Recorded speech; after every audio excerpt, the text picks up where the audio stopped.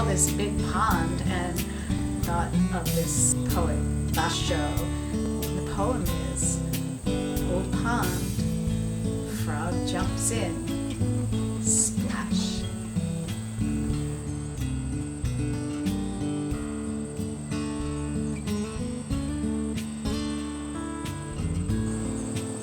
The overall vision is agriculture, art, and community. But spirit is really the basket that holds them. And people come here, they find what nourishes them. Catching the scent in my fingers and following it blind like a thread. Whether it's poetry, whether it's art, whether it's a solstice celebration. Everyone appreciates it in a different way and hopefully finds what they're looking for.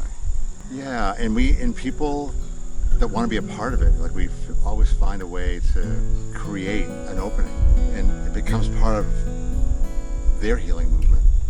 And it's a good time in our world to be doing that, through art, through getting what the land is about, through being together in groups, tending the land, tending what you put in the ground and what comes out of it, and being with all of that beautiful, energy. That is what we are too, we're made of all the same stuff.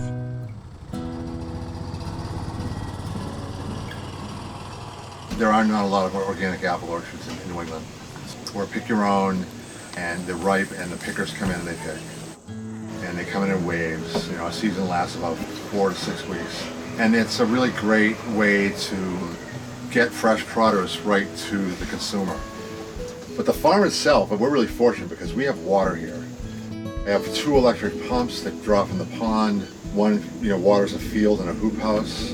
Another one waters our main garden and all the fruit trees by the house. And then I have 2 more gas-powered pumps. One actually irrigates the whole orchard. So we have roughly 400 trees, give or take, that are all irrigated. And then we have a raspberry patch that is run by a gas-powered pump.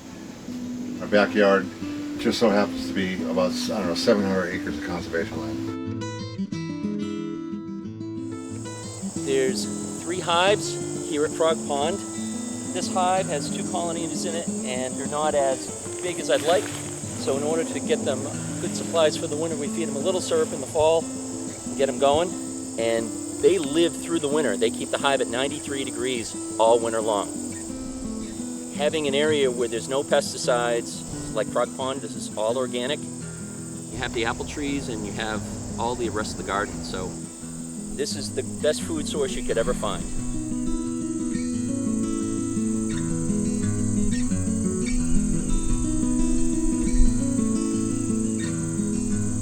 The comfrey yarrow bee balm now sing at its feet, and elsewhere vines climb, crawl, combine with fern lace, mugwort, poison ivy. It's all heat and multiplication, as if the ice and bone of things were invented. The hut is a really cool place, and it's quiet, and you have to walk out to the back of the orchard to get there, and into the pine woods a little ways, and then you're there. Linda, she's a Zen Buddhist, and part of her practice, as it is my own, not as a Buddhist, is sitting every morning. So we have people that come every day, except for Sundays, and they sit in the hut at 7:30 in the morning, and it's a place where you can go and connect. I started making small figures and then placing them on a rock, in a tree stump. It draws you in, and there's this intimacy, and you become that person sitting there quietly, engaged, looking, appreciating. Hearing the bugling of North Platte sandhill cranes, but it grew quieter decade after decade as I became more familiar with the wonders of the world. Then it shook my chest again, strong as ever, hearing this bell at Old Frog Pond Farm. Suddenly I feel tree prayers from deep within the roots of me. Suddenly I surprise myself with my own newfound voice, belting out loud hymns of rejoice amidst this choir of apple trees. The people who visit and who spend time here and love it also as we do enliven it and create its beauty, and it's not just us. We both feel really strongly about that. It's like that George Bernard Shaw poem. I am of the opinion that my life belongs to the whole community, and I will do for what I can. I love that section of that poem because it really does speak to making a difference in the world, and there's a lot of ways to do it. You know, a lot of people out there making differences, and we're just one little segment of that. One spoke on that beautiful wheel, right?